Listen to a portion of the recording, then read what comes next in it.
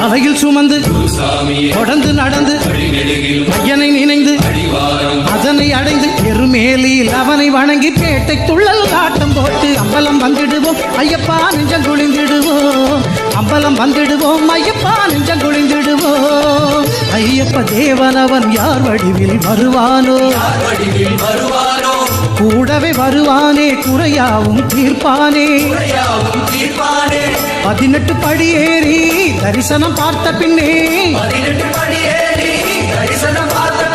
எது என்ன செய்யும் ஐயா மணிகண்ட தேவா.